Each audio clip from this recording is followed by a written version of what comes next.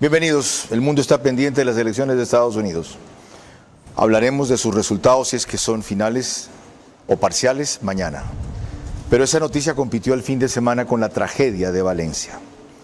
Y de lo ocurrido allí tenemos muchas cosas que aprender y entender a tiempo, ya que algunos españoles en esa zona por lo menos no lo hicieron.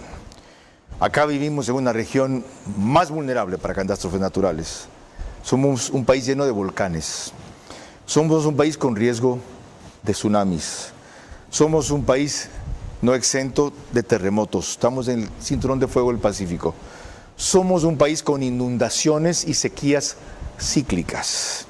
No somos un país con el peligro que se destruyan presas o represas como dicen que se hizo en la zona, parte de lo cual es la causa de un desbordamiento repentino, cuyo origen principal está en lluvias fuera de lo previsto. Llovió en muchas zonas un día más que en un año, por ejemplo, que entraron en conflicto con el cambio climático, pero lo criminal e irresponsable es que las alertas hayan sido tardías y que después haya existido, como ya verán ustedes después, más adelante, bronca entre las autoridades o conflictos sobre qué se hacía primero, quién llegaba primero, quién entraba, quién no entraba. Porque el gobierno local es del PP y el gobierno central o nacional es del PSOE. Esto no debe servirnos de consuelo. Iba a decir, en todas partes se cuecen habas de una democracia tan consolidada desde 1976 como la española, pasan esas cosas. Para descifrar el fenómeno, hemos invitado a un invitado de excepción. Tenemos el privilegio de que se encuentre entre nosotros y trabaje académicamente el doctor Sergio Belenguer, nacido en Valencia, con familia afectada por la tragedia, pero felizmente sin muertos y heridos entre ellos. Él es docente en el área de negocios internacionales, resolución de conflictos y negociación. A un valenciano, entonces, vamos a entrevistar en los próximos 60 minutos.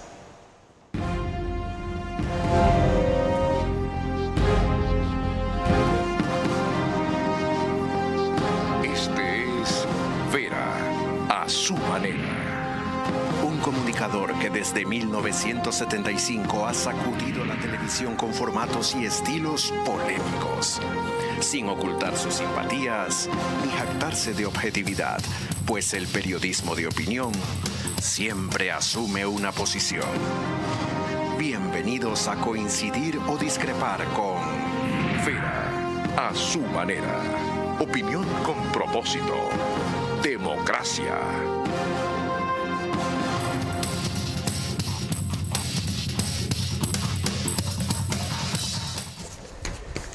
Buenas noches, les reitero de las elecciones en Estados Unidos que terminaron ya, pero cuyos resultados están en veremos, hablaremos mañana con amplitud.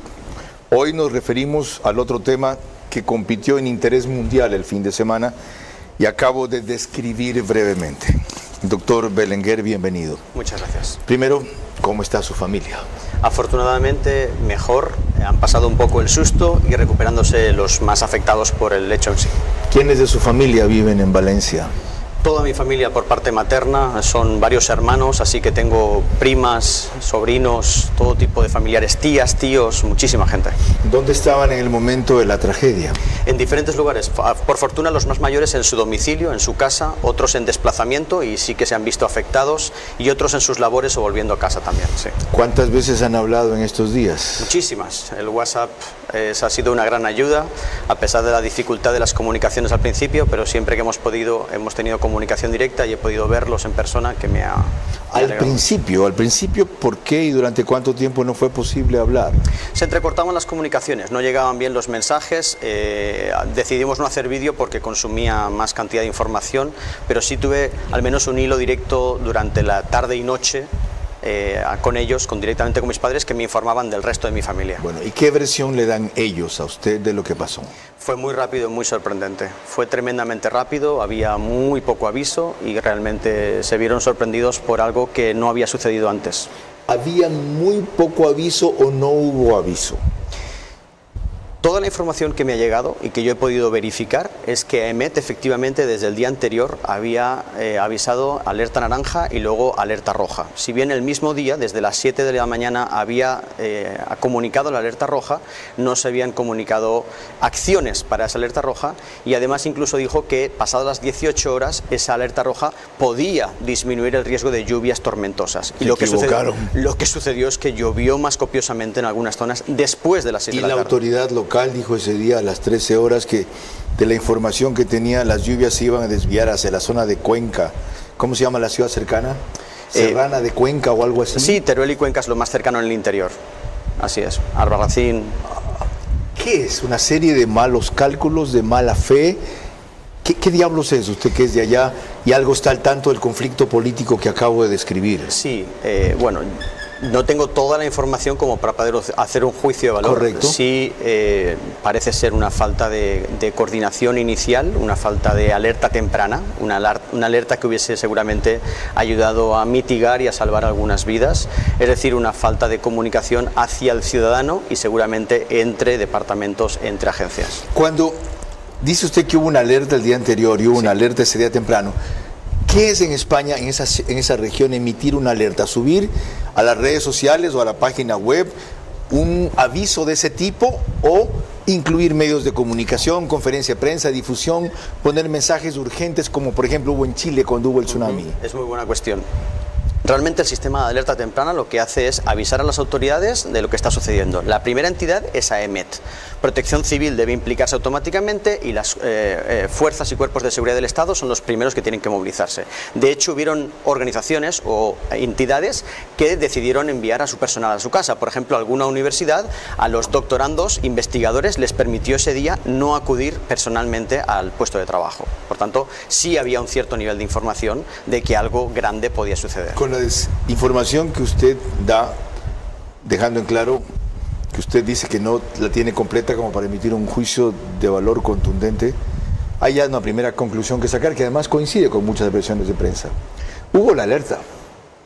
Las autoridades no la procesaron localmente y nacionalmente bien. Así empezamos. No sin antes recordarles a ustedes que nos pueden seguir por Facebook y YouTube, de Vera a su manera. Estamos también en Stream TV Cable, que es canal 15, de Vito TVO. Si prefieren señal de alta definición es 709. En DirecTV el canal es 194, corresponde a Manavisión. Solo en Manaví señal abierta a través de Canal 9. Adicionalmente, María Clara Triviño Martínez, gusto en verte después del feriado. De la misma manera para ti, Carlos, y para todos nuestros amigos que nos acompañan cada noche. Gracias a RTU estamos en todas las cableras, en DirecTV canal 177, en CNT canal 12, en TV Cable canal 69, en Claro TV canal 30 y en Cable Unión canal 9. Y aproximadamente el número de hogares que se reúnen a esta hora para ver nuestro programa son más o menos 40.000, Carlos. Radio Centro 101.3 FM nos retransmite para Guaya, Santa Elena y el planeta completo por sus plataformas digitales en audio y en imagen. En Puerto Viejo 89.3 FM, Candela con K. En Riobamba 89.3 FM también, la bonita del centro del país. Desde allí para Chimborazo completo, Tungurahua y Cotopaxi. Y en Quito nos reproduce Radio Sucesos 101.7 FM, solo que recuerden, en estos días por los apagones, ellos emiten el programa un poco antes, a las 19 horas. Sigamos. Bien, y para retomar el tema que nos reúne esta noche sobre la tragedia de Valencia, empecemos con 2 minutos y medio de silencio, porque las siguientes imágenes en realidad no necesitan mayor descripción, salvo unos pocos comentarios que supongo los hará nuestro director Carlos Vera, para quienes nos siguen por radio. Este es un video de Sergi Pickman. Ven ustedes lo súbito, lo devastador que fue el ingreso del agua, escaleras, edificios, parqueaderos, calles. Este es un resumen de una cuenta muy especial que sigo y corresponde a Sergio Pickman, que en 2 minutos más o menos condensó diversas facetas de la tragedia, cuidándose mucho, por ejemplo, en no exhibir imágenes macabras, por lo cual celebro su compilación. Hay actitudes heroicas y al día siguiente vean esa oleada de solidaridad de la zona y de toda España, que comenzó a hacer lo que esperaban los españoles que hiciese el ejército. Ya llegaron tardíamente cerca de 5.000, en otros casos algunos fueron rechazados. Después veremos cómo quedó la zona. Una primera explicación de dónde queda Valencia, por qué es tan vulnerable a lluvias que de repente la vuelven en un lago sepulto. Muy bien.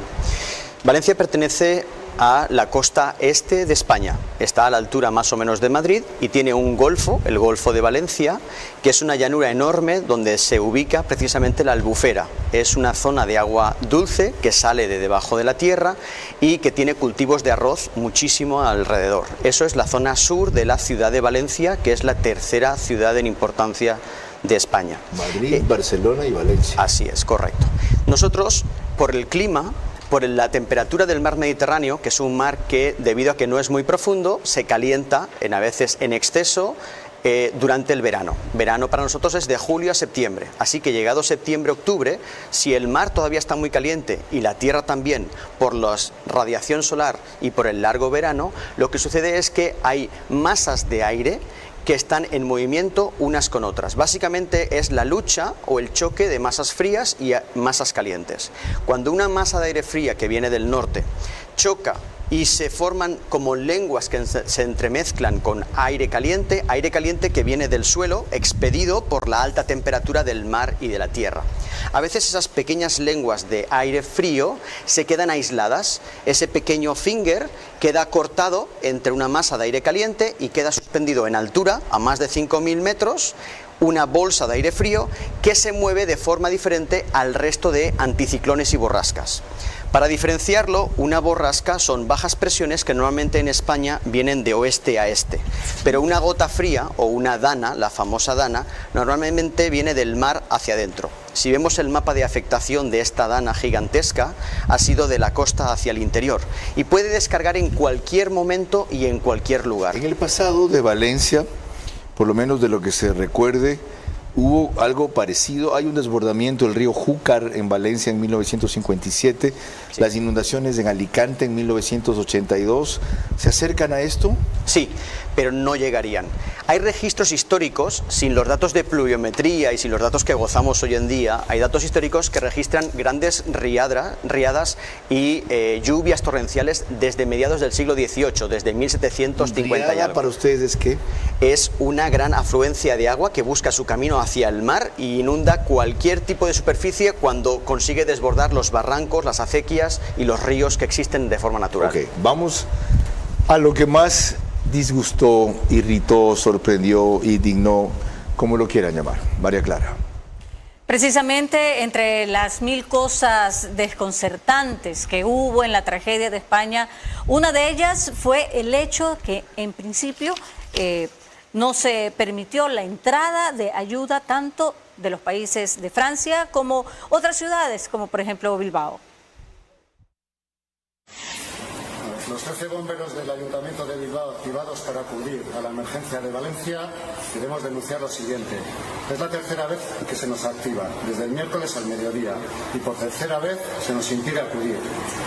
Nos quedamos parados en el parque y regresamos a dormir a casa. 3 vehículos preparados, un camión grúa con grupo electrógeno, hospital de campaña, bombas de achique, material de rescate en superficie y bajo superficie, buzos especializados, y a pesar de todos los esfuerzos de nuestro jefe de operaciones, desconocemos los motivos políticos u organizativos por los que los valencianos no pueden contar con nuestra ayuda. ¿Qué puede explicar esto? No digo justificar. De repente yo no conozco cómo funcionan las jurisdicciones, las autonomías, en fin. Si la presencia de ayuda de los propios españoles, de los bomberos, podía minar la coordinación interna y complicar las cosas, ¿qué explicación hay para esto? Mire, en teoría los primeros a llegar deberían ser siempre bomberos, protección civil, guardia civil, que es un cuerpo que es como una policía, pero que pertenece al orden militar, la Guardia Civil en España, ¿sí? ¿Cómo se desencadena esto? Si se decreta el estado de emergencia, automáticamente todo el mecanismo se pone en marcha. ¿Quién tiene la capacidad de decretar el estado de emergencia? El presidente del gobierno, pero también el presidente autonómico, el señor Mazón, y además, si lo hubiese pedido él, no hubiese tenido que perder el liderazgo, la coordinación de la gestión integral. Es decir, si la pide él localmente, maneja él la emergencia. Así es, correcto, queda a la cabeza. ¿Y por qué pudo no haberla pedido? Ninguno de los dos que tenían la capacidad de poder activarla, no se necesita que el otro se la pida al uno, sino que cualquiera de los dos la podía haber puesto en marcha. Lo que ha hecho es que haya cierto retraso en la llegada de efectivos que sí tienen la preparación y la capacidad de actuar con eficiencia. Nomás usted es español y un caballero, y no se va a referir a esas autoridades como yo me referiría si fueran ecuatorianas. María Clara. Para continuar, veremos que lo que encendió la ira general de la zona de Valencia y de la gran mayoría de los españoles, diría yo que fue la frialdad y la indolencia con que Pedro Sánchez hizo un pronunciamiento desconcertante. Él dijo, si necesitan ayuda, todo lo que tienen que hacer es pedirla. Y es que el gobierno central está listo para ayudar. Si necesita más recursos, que los pida. No hace falta priorizar unos municipios sobre otros ni jerarquizar tareas. Se prioriza cuando faltan medios y ese no es el caso, no tiene que pasar. Por tanto, la Comunitat Valenciana requiere más efectivos, maquinaria, financiación o asesoramiento técnico. Lo que tiene que hacer es pedirlo y se lo suministraremos como estamos haciendo inmediatamente. Menos mal, el doctor Sergio Belenguer en su intervención anterior puso algo de claridad sobre la emergencia, quién la pide, si la pueden pedir ambos y qué efecto tiene. Pero aún así, cuando me dijeron que esto había dicho, yo no lo podía creer. Ver para creer. Y por eso lo pongo. ¿Qué reacción le suscitó a usted eso? En estas ocasiones uno tiene que intentar templar el nervio y el carácter para poder actuar de la mejor manera. Yo soy ex voluntario o trabajador humanitario con formación internacional, he actuado en emergencias internacionales en África y en Asia y por tanto yo quiero referirme y defender los principios humanitarios que son los que deben de regir y yo considero que son los correctos ante un desastre natural o cualquier tipo de conflicto bélico. ¿Y esos son? Humanidad, neutralidad, imparcialidad e independencia. ¿Cómo una autoridad de esa envergadura puede decir si necesitan más ayuda viendo el fenómeno inédito? Son cuestiones que ahora mismo están en debate. Más que pedirla, ¿cómo decir? Sí. Espero, porque alguien no dice voy a volcar todo lo que tenga posible del Estado español y pueda ser necesario. Vamos, prefiero que sobre y se desperdicie a que falte. Justamente el principio de neutralidad y el principio de independencia humanitaria hace que nos tengamos que aislar y, no digo no hacer caso, pero darle la importancia relativa porque lo que está haciendo es quitar el foco de lo verdaderamente importante. Lo primero es el socorro y el alivio de la vida y la salud de las personas. Qué bueno que usted tiene esa experiencia porque olvidaba aquello, la vez anterior que estuvo sí nos lo refirió. Y le da la altura y la ponderación que hace falta para referirse a eso de la cual ciertamente yo carezco y además no quiero tener. María Clara. Cuando volvamos en el siguiente bloque, contactamos a una periodista en Valencia. Ella es Teresa Gómez, para que nos responda un par de inquietudes fundamentales sobre este tema. La tragedia de Valencia es una lección para todo el mundo. Recuerdo que nos pueden seguir por OnePlus, Canal 14, el mismo número en las 3 cableras que lo reproducen, Extreme TV Cable, CNT, Claro TV. OnePlus se escribe W-U-A-N, signo de más. Solo que al día siguiente es el reprise a las 6 de la mañana. El periódico digital Ecuador en Vivo reproduce un resumen en su página principal y portal de noticias tan pronto concluimos. Vuelvo a recordarles que mañana trataremos aquí los resultados de las elecciones que recién se están procesando hoy en los Estados Unidos. María Clara. Volvemos al tema de la tragedia en Valencia y a 5 días de lo ocurrido, de ocurrida esta tragedia recién, la Casa Real de España consideró que debería poder recomendar la visita del rey Felipe, y de su esposa Leticia, lamentablemente confundidos con el presidente de gobierno español y de la Comunidad de Valencia, lo cual ustedes van a ver en el siguiente video, que encendió las protestas también, y aunque no era específicamente contra ellos, preferimos que lo poco que se puede oír del video lo escuchen ustedes y así distingan, porque es suficientemente revelador.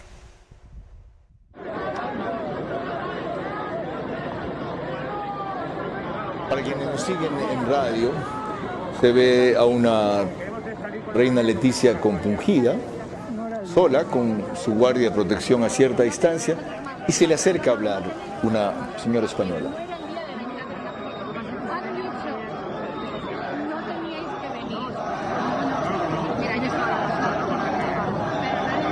No teníais que venir, le dice. Vale, no, sí, nosotros estamos grabando. Vamos para atrás. Se acerca el rey Felipe. Pero no es fácil. Tendríamos que hacer despido directo. No queremos dimisión, queremos despido directo. Tiene que irse este gobierno. Este gobierno tiene que irse. Este gobierno, pero si no sale el pueblo a la calle, el gobierno no se irá.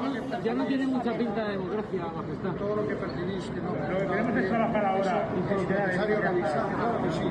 Pero es que supera todo lo imaginable. Supera, pero deberíamos de estar más preparados. Un país como España. Un país como España más preparado para esto. Tendría que estar más preparado. No tenía que estar aquí. Porque fiestas no nos faltan, pero servicios de urgencia sí. Es que le agradecería. Toda esta gente aquí, a vuestro alrededor, está sacando barro. No aquí. Aquí no pinta nada. Nada. Hay que entender que estáis bloqueando el movimiento de todos los camiones. Es que llevamos 2 horas aquí parados y 200 sin hacer nada. por lo que ya se han ido. Pero todo es un equilibrio. Si quieres no vengo, me quedo en Madrid. ¿Y por qué se han ido los que tenían que estar aquí? Pues sí. ¿Por qué se han ido? Esos son los que... ¿Por qué se han ido? Usted sí. Porque la prudencia también manda y hay que el desahogo normal y hay que compartirlo. Pero se puede volver inmanejable. Pero se han ido porque han venido el 5º día después. Si hubiesen venido el primer día y se hubiesen puesto las botas, el pueblo los hubiese apoyado. Pero eso no lo han hecho. Porque se acerca, porque nos está... Tenemos un coche detrás, nos están... Felipe, hay gente muerta por ahí, tío. Hay gente muerta por ahí. Que no han podido sacar porque los servicios de urgencia no han venido cuando tenían que haber venido. Varias anotaciones ahí. Uno, el rey no se portó como un monarca, sino como un demócrata.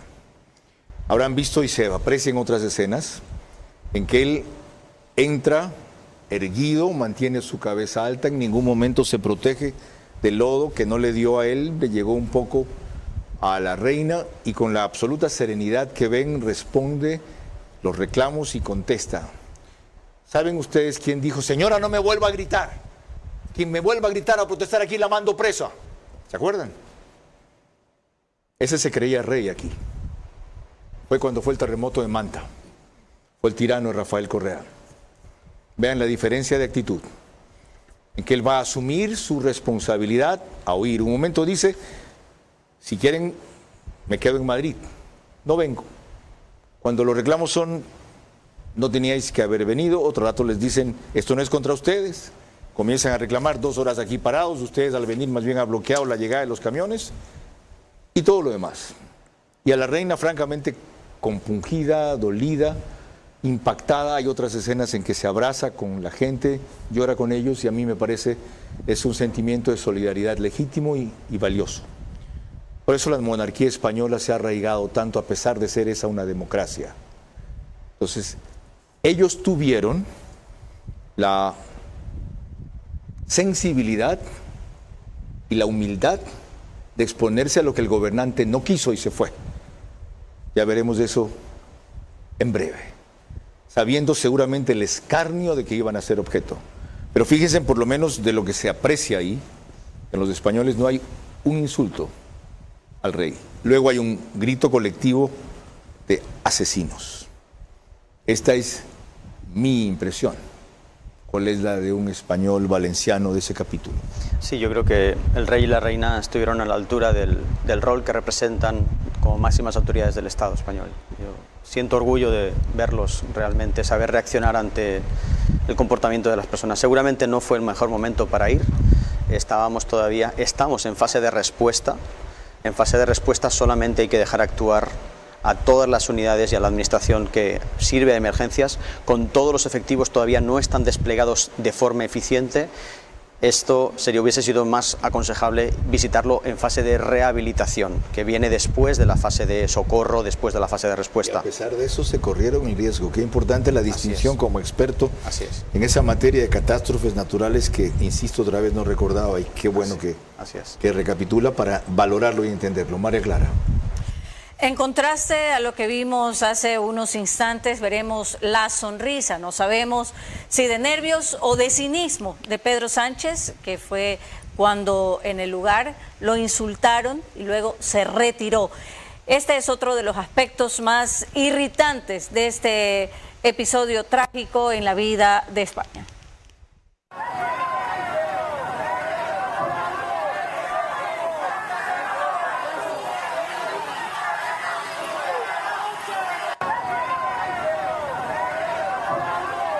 Lo ven, ¿no? Ahora veamos lo que María Clara reseñaba a propósito de los aspectos irritantes de la presencia de Sánchez. María Clara. Desde luego, Pedro Sánchez tuvo que ser retirado por las fuerzas de seguridad porque el peligro de linchamiento que corriera era inminente, como se vio con los golpes dirigidos a él al subir a su auto en algún momento. También un palo lanzado contra él que le golpeó la espalda.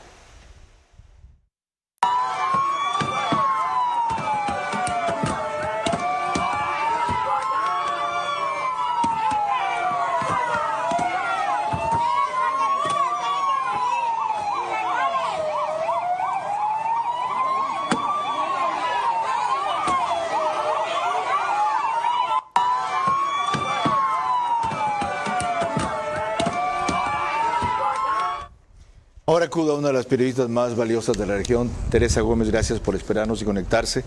Y es periodista de investigación y tribunales de The Objective. También difunde su material en ES Radio, Telemadrid, El Toro TV y 13 TV. Teresa, hay una cosa que me llama la atención a mí. El estado de alarma, ¿qué importancia tiene declararlo? ¿Corresponde o no al gobierno autonómico? ¿Qué papel juega allí el gobierno central?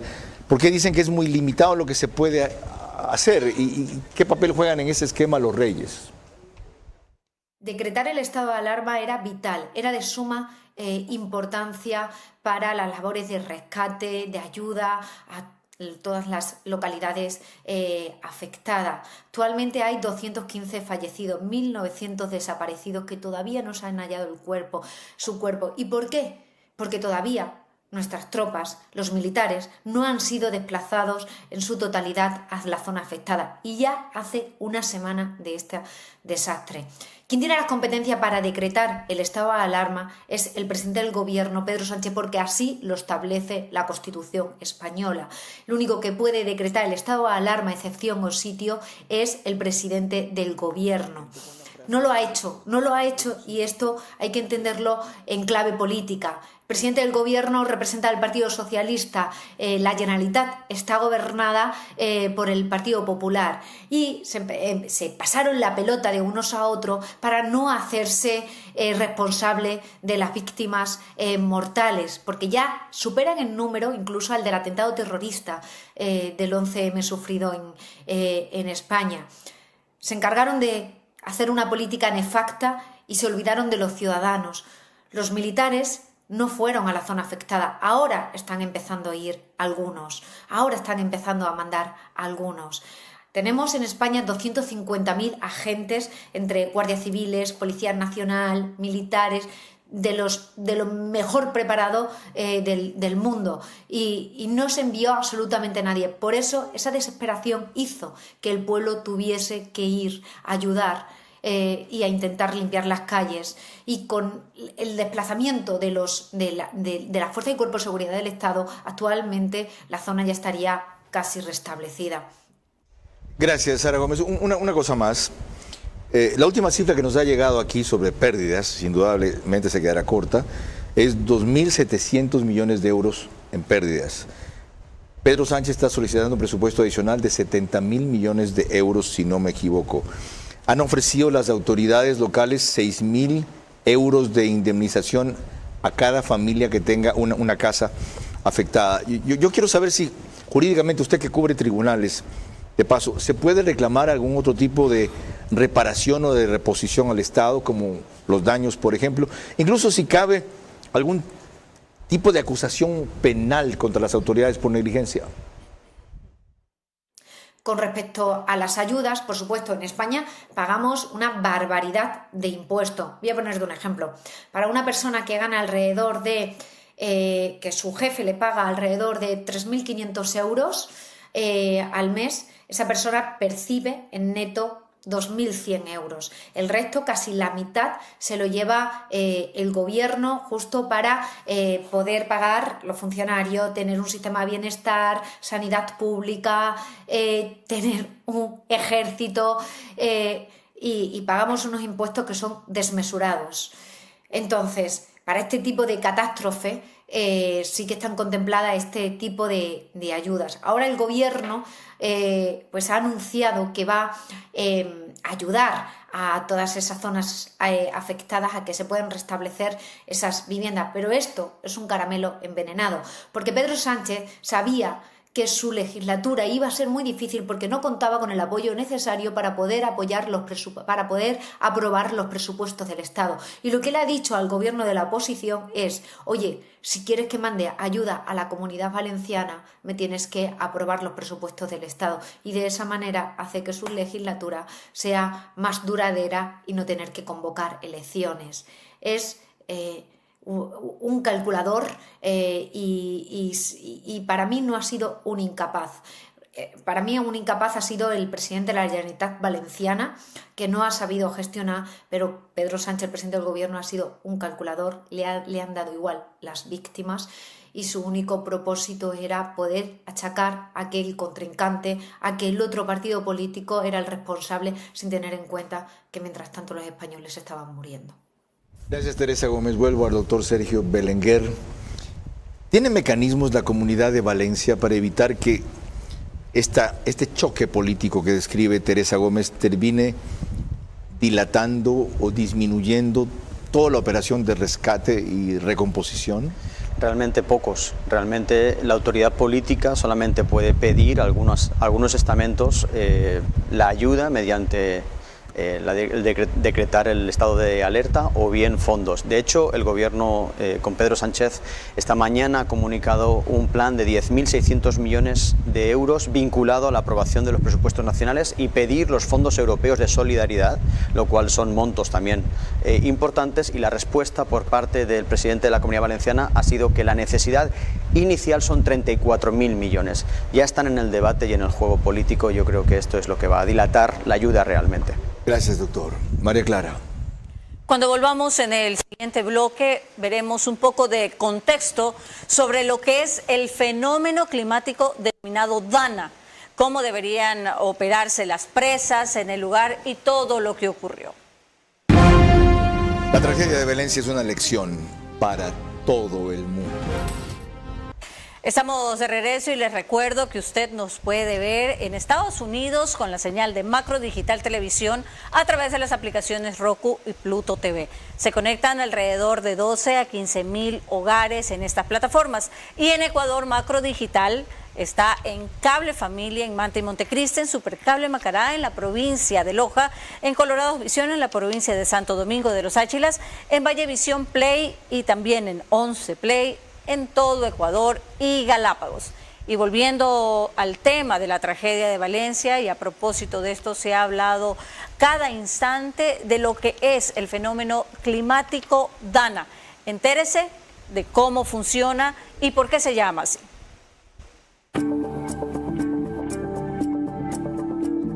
Depresión aislada en niveles altos. El fenómeno que antiguamente se denominaba gota fría y que provoca lluvias intensas y abundantes, sobre todo en la costa mediterránea de España durante el otoño. consiste en que una masa de aire muy frío queda aislada y empieza a circular a altitudes muy elevadas entre los 5.000 y 9.000 metros. Al chocar con el aire más cálido y húmedo que suele haber en el Mediterráneo, genera fuertes tormentas. Su potencial destructivo depende de que confluya con otras condiciones como temperaturas más cálidas y húmedas. Según la Agencia Española de Meteorología, el temporal que aquí se vivió fue el más adverso del siglo en la Comunidad Valenciana. Hace unos 50 años ocurrían generalmente a finales del verano y principios del otoño, como ahora, que es cuando las temperaturas marítimas son más elevadas, pero últimamente se están dando con más frecuencia. El hecho de que las danas estén volviéndose más frecuentes y ocasionando lluvias más severas está muy ligado al cambio climático. Mientras tanto, sigue el trabajo para encontrar a decenas de desaparecidos y para reconstruir una región que ha quedado profundamente devastada.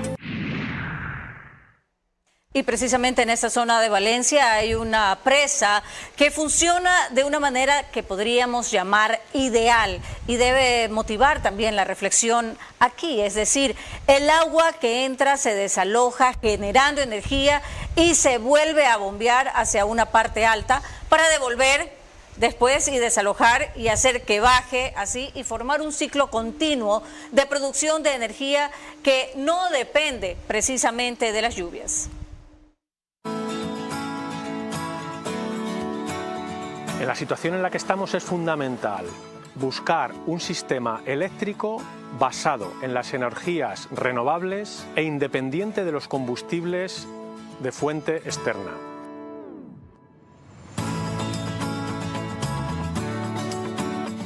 El bombeo puro, como es este caso, se limita a coger el agua del embalse inferior y bombearlo al embalse superior. En ese embalse, ese agua quedará almacenada, pudiéndose turbinar y transformar nuevamente en energía cuando sea necesario. Independientemente de que haya sido un año lluvioso o no, siempre existirá agua en el embalse inferior y podrá subirse y bajarse infinitas veces, almacenando energía y volviéndola a poner en la red.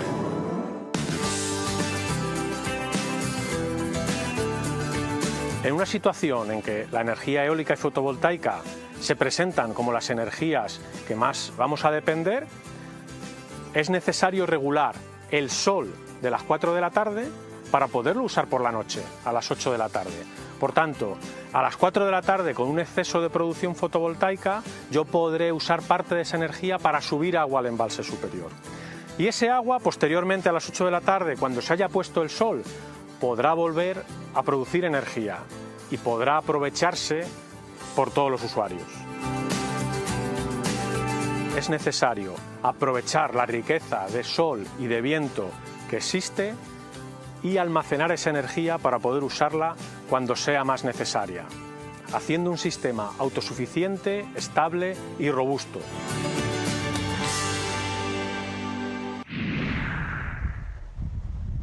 No hay mal que por bien no venga, decía mi abuelita.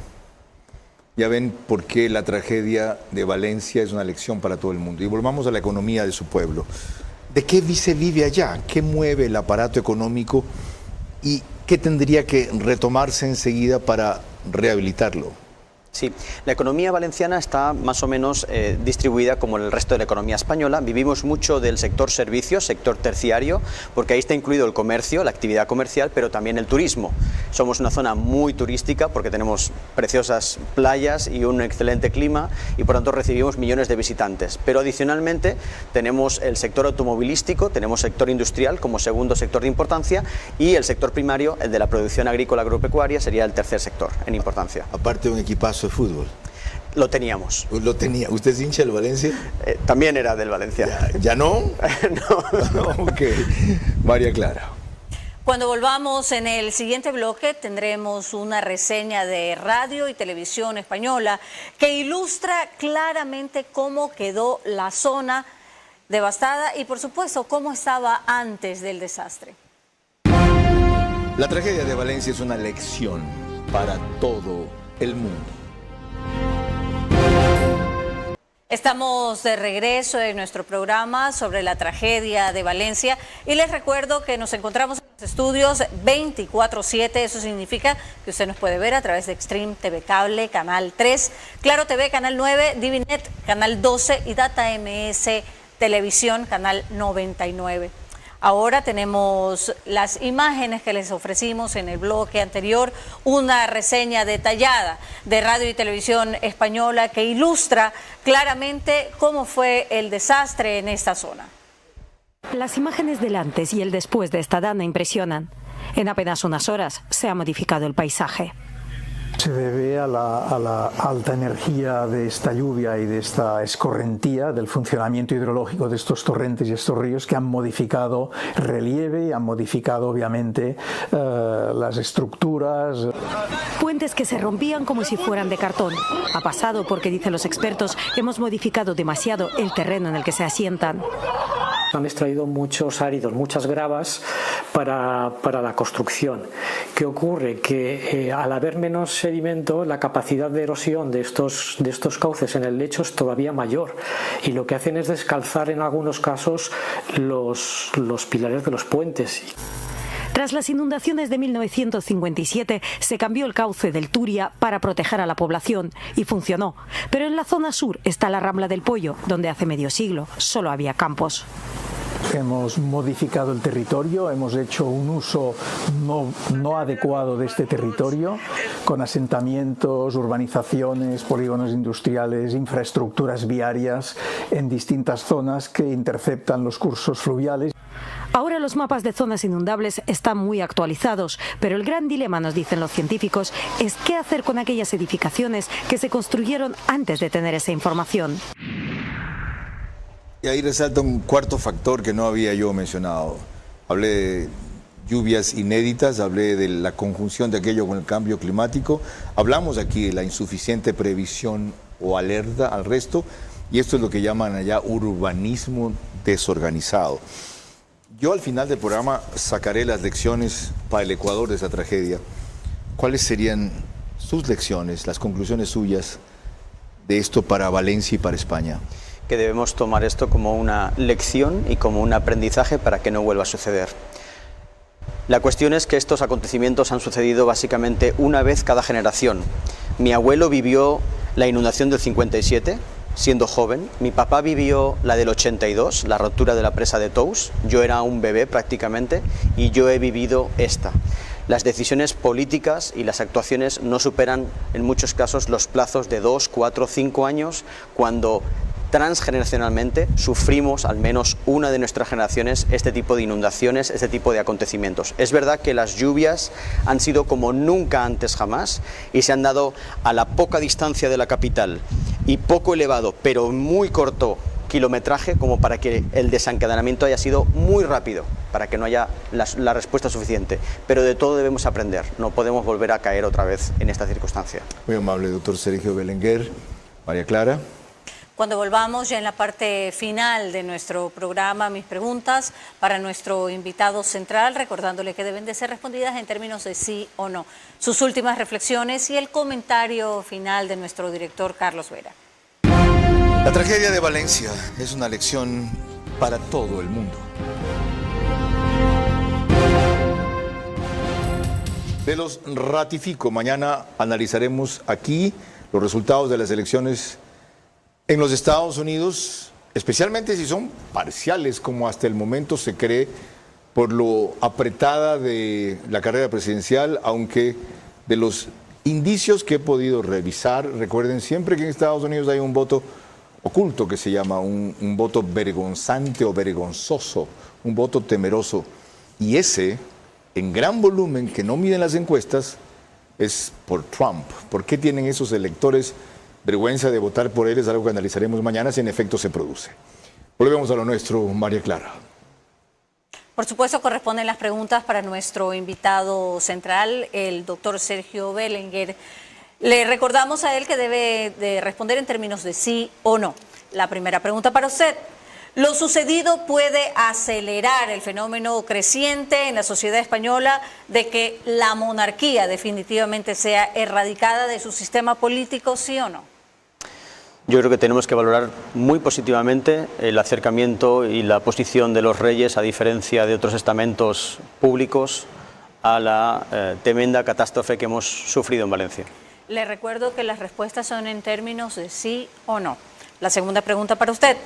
Otra vez sobre lo que pasó. ¿Cree que el pueblo español puede activar un mecanismo para cambiar de gobierno enseguida sin necesidad de esperar a las próximas elecciones, sí o no?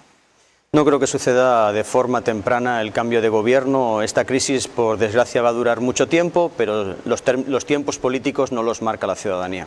La tercera pregunta. Hay que dar por descontado que si alguien no será reelecto en la zona de Valencia es el gobernador del Partido Popular, ni tampoco el Partido Socialista Obrero Español, ¿sí o no? Lo siento, no tengo la capacidad de ver el futuro, no sé qué sucederá con esos. La cuarta pregunta para usted, que conoce precisamente la economía de Valencia, ¿cree que encontrará factores en que apuntalarse para resurgir y reponerse a mediano plazo, sí o no?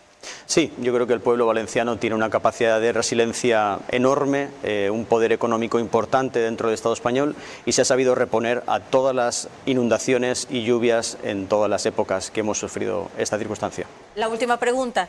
El hecho de que en el parqueadero donde habían 5.000 vehículos y estaba anegado, no se hayan encontrado víctimas, ¿le da a usted la sensación de que también, por otro lado, se esté sobredimensionando el impacto de este fenómeno, sí o no? No tengo la información suficiente sobre el parking famoso, no solamente es el del Bonaire, también está el del MN4. Veremos las cifras al final de la emergencia. Por favor, ahora atención sobre las víctimas y sobre la atención a los damnificados. Muchísimas gracias, Carlos. Doctor, quiero explorar un par de las respuestas que dio María Clara. Parecería entender yo que por el comportamiento que tuvieron los reyes de España, más bien la monarquía sale fortalecida, reivindicada o en todo caso respetada. ¿Comparte la sensación? Desde aquí, desde la distancia, es difícil medir el sentir general de toda la población española. Yo creo que había mucho nervio atado a muchas circunstancias, pero yo creo que evidentemente tuvieron un mejor saber estar que cualquier otro. Pero ¿no cree usted, como insinuaba la pregunta de María Clara, que a una gran mayoría de los españoles que se declaran demócratas y republicanos creen que la monarquía ya es una cosa caduca? Posiblemente haya una parte de la población española que considere que la monarquía no pertenece a esta época, a esta era, pero la realidad de los hechos indica que han sabido conducir y estar al pie de esta emergencia, llamando la atención sobre el poder político. Usted no está evidentemente en esa parte. No. La otra, esta crisis va a durar mucho tiempo. ¿En qué sentido, dijo usted?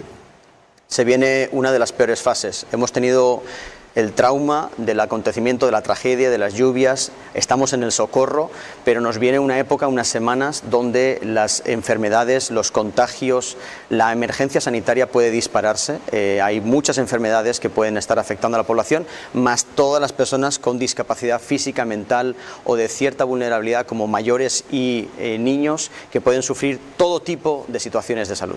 Doctor Sergio Belenguer, celebro que usted haya estado aquí para compartir su visión y experiencia con nosotros y no, en cambio, como hubiese querido su familia, que lo tengan allá y esté cerca.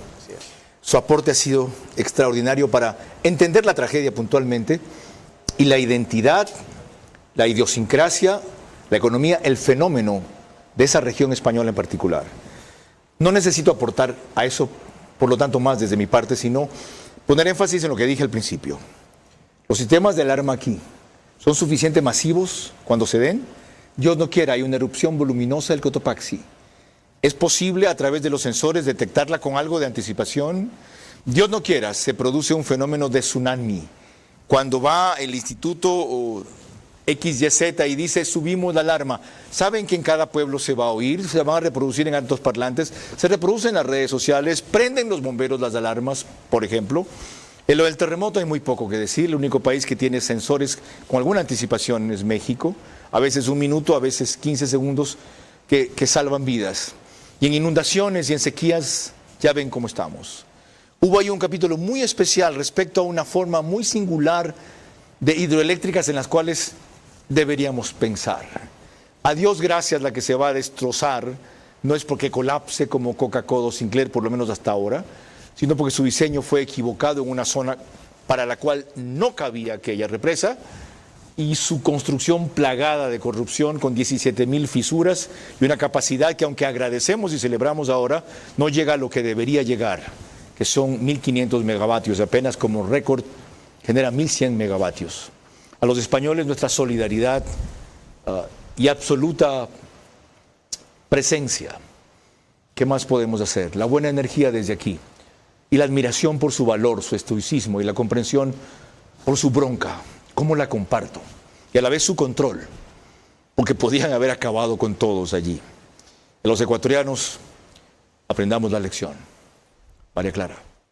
El día de mañana a las 22 horas trataremos aquí los primeros resultados de las elecciones de Estados Unidos, puesto que según cómo van las cosas difícilmente tendremos resultados finales.